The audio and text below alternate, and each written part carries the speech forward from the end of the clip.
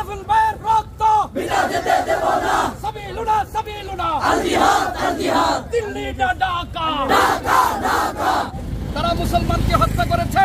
তারা আমার এক ভাই চট্টগ্রামের আদালতে হত্যা করেছে, প্রকাশ্যে জবাই করেছে।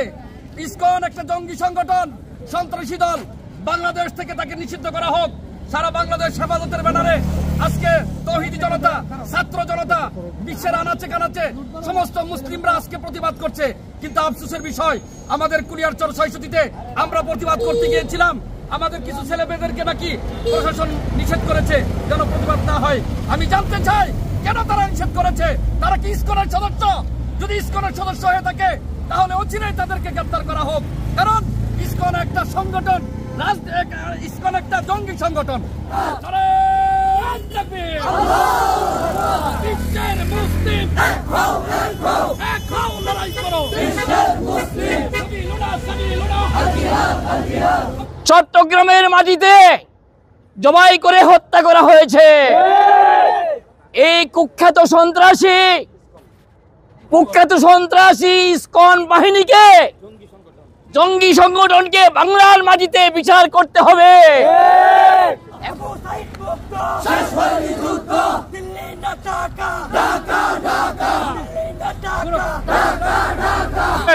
তারা আমার এক মুসলিম উকিল ভাইকে হত্যা করেছে জবা করে।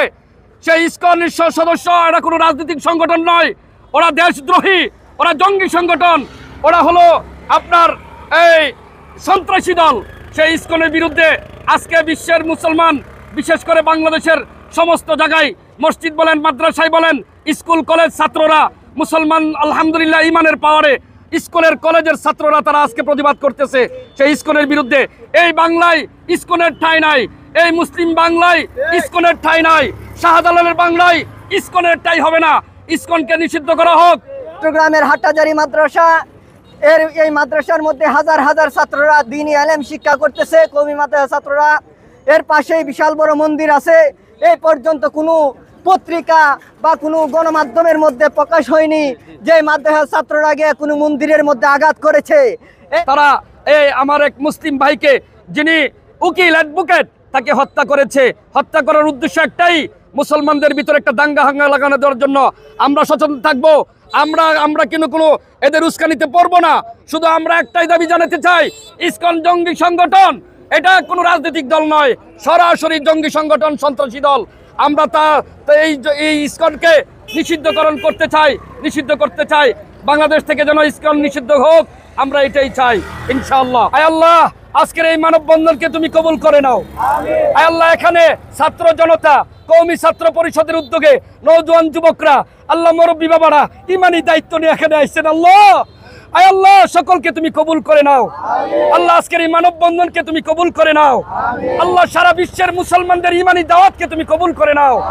ইয়া আল্লাহ, যে আমার যেই ভাই আলিফ ভাই শহীদ হয়েছেন, আল্লাহ আবু সাইদ মুগ্ধ, মীর মুগ্ধ 2024 সালে যারা স্বাধীন করতে গিয়ে শহীদ হয়েছেন, সকল শহীদদেরকে মাফ করে দাও।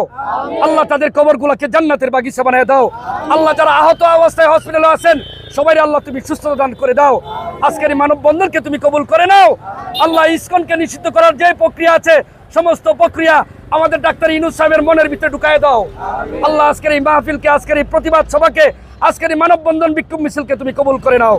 সুবহান রাব্বিকা রাব্বিল ইজ্জাতি আম্মা ইয়াসিফুন ওয়া সালামুন আলাল মুরসালিন বিরহমাতিকা ইয়া আরহামার রাহিমিন।